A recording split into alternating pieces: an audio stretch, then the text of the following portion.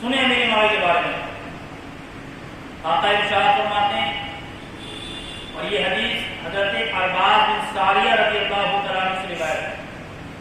رسول اکرم صلی اللہ تعالیٰ علیہ وسلم نے ارشاد فرمایا اللہم علم معاویۃ الکتاب والحساب وقہ العذاب. اے اللہ تو امیر معاویہ کو کتاب یعنی قرآن پاک کا حساب کا علم عطا فرما. کون دعا کر رہے ہیں؟ میرے اور آپ کے آقا. کس کے لیے دعا کر رہے ہیں؟ امیر معاویہ کے لیے. اے اللہ معاویہ کو کتاب یعنی قرآن کریم اور حساب کا علم عطا فرما اور انہیں عذاب سے بچا. انہیں عذاب سے بچا. دوسری حدیث پاک سنیں جن مشکات کے اندر حدیث پاک ہے اور یہ حدیث پاک ہے کہ عبد الرحمن بن ابو عمیر صحابی جو مدینے کے رہنے والے ہیں سے روایت ہے. رسول نے فرمایا حضرت معاویہ رضی اللہ عنہ نے فرمایا اللہم اجعلہ ہادیا مہدیا واہد بہ الناس. اے اللہ معاویہ کو ہادی اور مہدی بنا دے. اے اللہ معاویہ کو ہادی اور مہدی بنا دے یعنی ہدایت یافتہ اور ہدایت دینے والا بنا دے. معاویہ ہدایت حاصل بھی کر لے اور لوگ ان سے ہدایت حاصل کریں ایسا بنا دے اور ان کے ذریعے لوگوں کو ہدایت عطا فرما. میرے پیارے بھائی اللہ رب العزت اپنے حبیب کی دعا قبول فرماتا نا. نبی کی دعا تو رد نہیں ہوتی. اعلیٰ حضرت سے پوچھو اعلیٰ فرماتے ہیں اجابت کا صحرا عنایت کا جوڑا دلہن بن کے نکلی دعائے محمد.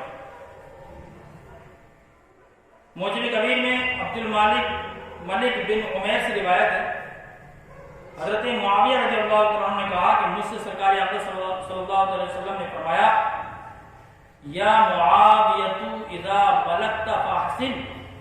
اے معاویہ جب تم بادشاہ ہو جاؤ تو لوگوں کے ساتھ اچھے سلوک سے پیش آنا. ایک بات بڑی مشہور ہے عوام میں کہ ایک مرتبہ مشہور ہے افواہ غلط روایت کہ ایک مرتبہ حضور صلی اللہ تعالی علیہ وسلم نے امیر معاویہ کو دیکھا کہ یزید کو اپنے کاندھے پر بٹھا رکھا ہے. بٹھا کر کے جا رہے ہیں. حضور نے فرمایا جنتی جہنمی کو لے جا رہے ہیں. اچھا مشہور کرنے والوں کی قول سے آپ دیکھ لیں جنتی جہنمی کو. اللہ کے رسول نے جنتی کسے کہا؟ معاویہ. حضرت امیر معاویہ تو لے جا رہے ہیں یزید ان کے بقول. حالانکہ یہ بات سچ نہیں ہے. جنتی جہنمی کو لے کے جا رہے ہیں. یہ بالکل غلط افواہ ہے. کیوں؟ حضور کا وصال کب ہوا ہے؟ 11 ہجری میں. 11 ہجری میں ہوا نا. حضور نے 63 سالہ زندگی پائی ہے. ظاہری زندگی 63 سالہ. 63 سال مکے میں رہے, 10 سال مدینے میں رہے. ہاں تو 11 ہجری میں آقا نے وفات پائی اور یزید پیدا ہوتا ہے 25 ہجری کو. یزید کی پیدائش کب ہے؟ 25 ہجری. اور نبی 11 ہجری میں دنیا سے پردہ کر چکے ہیں. جو بندہ 15 سال کے بعد نبی کے وصال سے 15 سال کے بعد دنیا میں آ رہا ہے, نبی نے اسے معاویہ کے کاندھوں پر کب دیکھ لیا؟ پیدا ہوگا تبھی تو بیٹھے گا کاندھے پہ. نبی پہلے پیدا کر چکے ہیں, وہ 15 سال بعد پیدا ہو رہا ہے, پھر کبھی یزید کو بٹھایا ہوگا.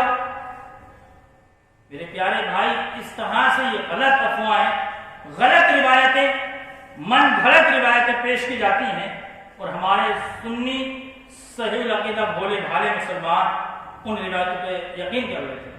اس لیے ایسی غلط روایت پہ کبھی کسی کو یقین نہیں کرنا چاہیے. درود پاک پڑھیں صلی اللہ علیہ وسلم. بخاری شریف کی حدیث ہے, حضرت ابن عباس رضی اللہ عنہ سے کسی نے کہا امیر المؤمنین کے بارے میں آپ کا کیا خیال ہے؟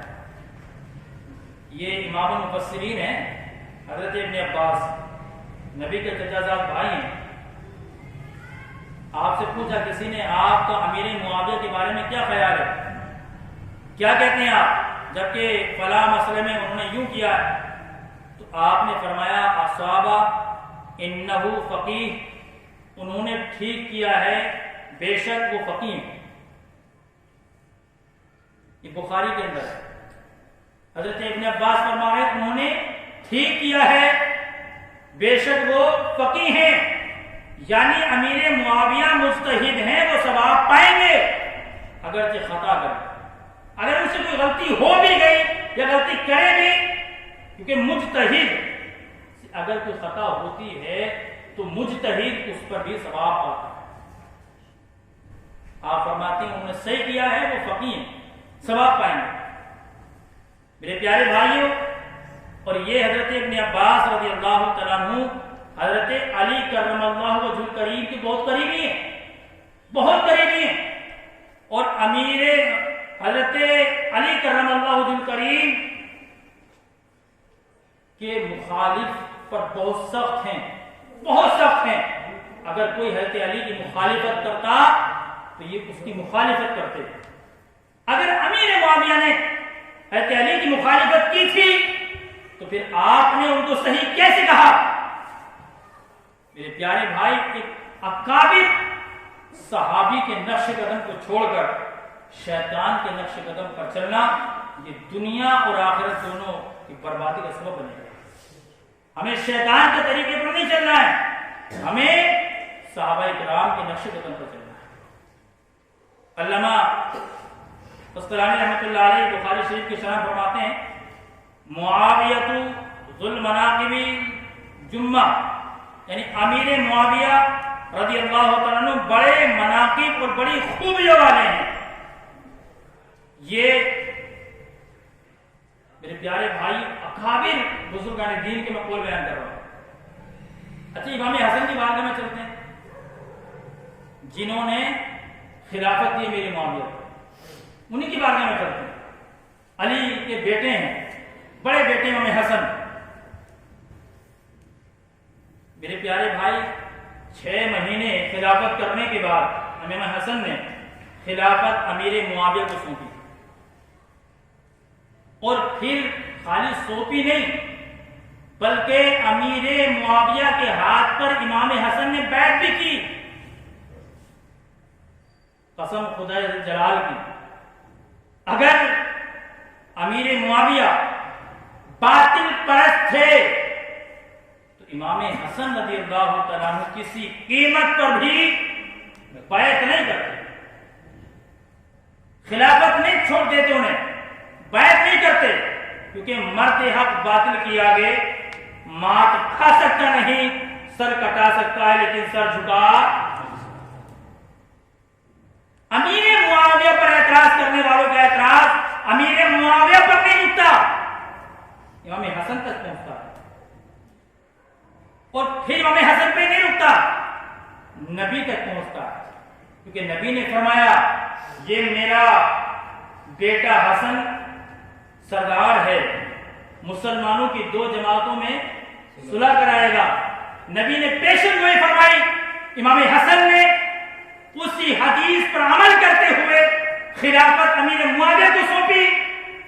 ان کے بھائی امام حسین یزید کے ہاتھ پر بیعت نہیں کرتے، جوان لاشوں کو اٹھاتے ہیں، 3 دن کی بھوک اور پیاس کو برداشت کرتے ہیں، 72 زخم کھاتے ہیں میرے پیارے بھائی، لیکن پھر بھی کہا یزید تو سب کچھ کر سکتا ہے لیکن حسین کا ہاتھ اپنے ہاتھ میں نہیں لے سکتا، کیونکہ حسین اس کے ہاتھ اپنا ہاتھ نہیں لے سکتا جس کے ہاتھ میں شراب کے پیالے تھے۔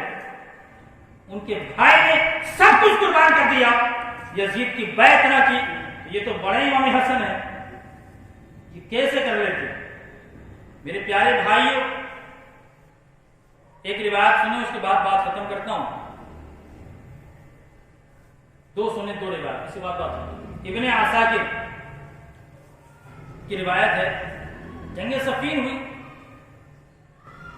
جنگ صفین میں حضرت علی کرم اللہ وجہ کریم کے بھائی حضرت عقیل رضی اللہ تعالیٰ عنہ نے آپ سے کچھ پیسے مانگے. حضرت علی سے ضرورت رہی ہوگی, پیسے مانگے, آپ نے منع کر دیا, نہیں ہوں گے آپ کے پاس. تو انہوں نے عرض کیا, حضرت عقیل نے حضرت علی سے, اگر آپ اجازت دے دیں تو میں امیر معاویہ کے پاس چلا جاؤں, ان سے لے لوں. قرض کون دیتا ہے؟ دوست دیتا ہے, دشمن دیتا ہے؟ دوست دیتا نا. اور دشمن سے قرض لیا جاتا ہے؟ نہیں لیا جاتا نا. دشمن کو نہ قرض دیا جاتا ہے, دشمن سے نہ قرض لیا جاتا ہے. اگر حضرت امیر معاویہ علی کے دشمن تھے یا اہل بیت اطہار کے دشمن تھے, حضرت عقیل نے اجازت مانگی تو آپ نے اجازت دے دی, جاؤ امیر معاویہ سے لیا. اگر دشمن تھے تو پھر حضرت علی اجازت کیوں دے رہے ہیں؟ اور اگر انہوں نے اجازت دے بھی دی تھی تو حضرت امیر معاویہ انہیں قرضہ نہیں بلکہ تحفہ دے رہے ہیں, نذرانہ پیش کر رہے ہیں. کچھ پیسے مانگے تھے لیکن امیر معاویہ نے انہیں 1,00,000 درہم نذرانہ دیے تھے. عقیل تمہیں ضرورت ہے نا, تم ادھار لینے آئے ہو, ادھار نہیں لو, میری طرف سے نذرانہ 1,00,000 درہم ہے. دشمن کو نذرانہ دیا جاتا ہے؟ دشمن کو نذرانہ نہیں دیا جاتا, نذرانہ تو دوست کو دیا جاتا ہے, نذرانہ تو پیارے کو دیا جاتا ہے.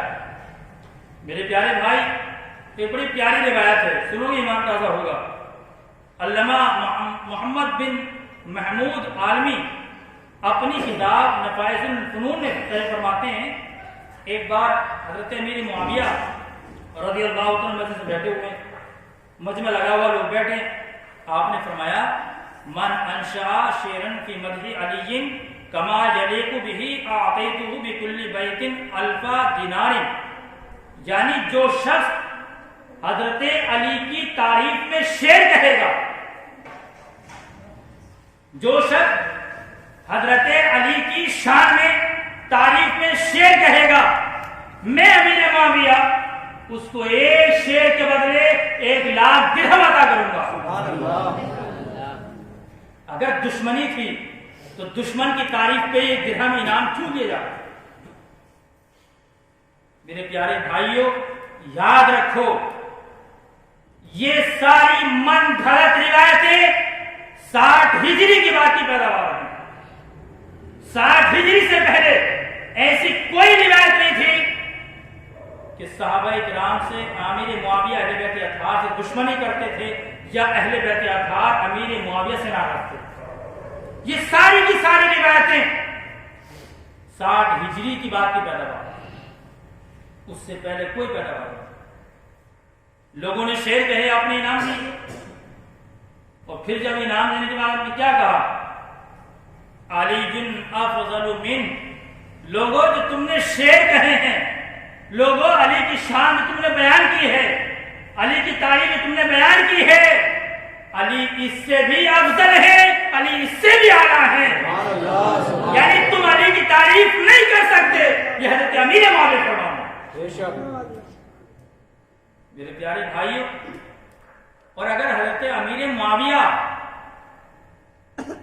باطل پرست تھے تو پھر امام بخاری نے, امام مسلم نے وہ حدیثیں جو امیر معاویہ سے راوی روایت ہیں وہ کیوں پکڑی؟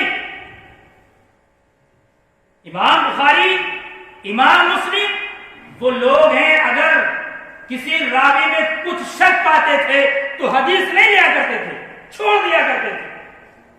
امیر معاویہ کی روایتیں بخاری شریف کے اندر امام بخاری نے تحریر فرمائی ہیں, امام مسلم کے اندر امام مسلم نے تحریر فرمائی ہیں. اس کا مطلب یہ ہے کہ ان کا ماننا یہ ہے کہ امام حضرت امیر معاویہ رضی اللہ تعالیٰ عنہ باطل پرست نہیں بلکہ حق پرست. ایک بات عرض, اس کے بعد بات ختم. میرے پیارے بھائیوں, اتنا یاد رکھو, بڑے کے جھگڑوں میں چھوٹوں کو نہیں پڑنا چاہیے. اگر بڑے کے جھگڑے میں چھوٹا پڑے گا تو برباد ہو جائے گا, تباہ ہو جائے گا. صحابہ کرام میں آپس میں اگر کوئی اختلافات تھے, ان کے خلاف اختلافات جو تھے وہ جانے, ہمیں تمام عزت کرنا. مثال آپ کے ماں باپ آپ کے سامنے لڑ رہے ہیں دونوں آپس میں, آپ کسے غلط کہو گے؟ کیا ماں کو غلط کہو گے؟ باپ کو غلط کہو گے؟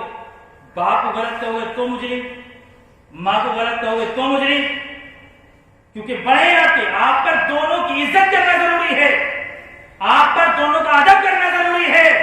اس لیے بڑوں کے جھگڑے میں چھوٹوں کو نہیں پڑنا چاہیے, اور اگر چھوٹا بڑے کے جھگڑے پڑے گا تو تباہ و برباد ہو جائے گا.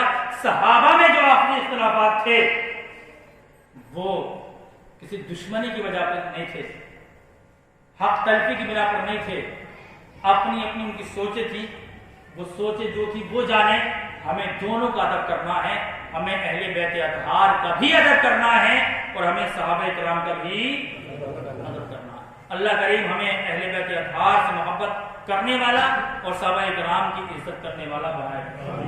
اسی بات پر ہمیں تا دم آخر تک قائم رکھے. کھڑے ہو جائیں. السلام مصطفیٰ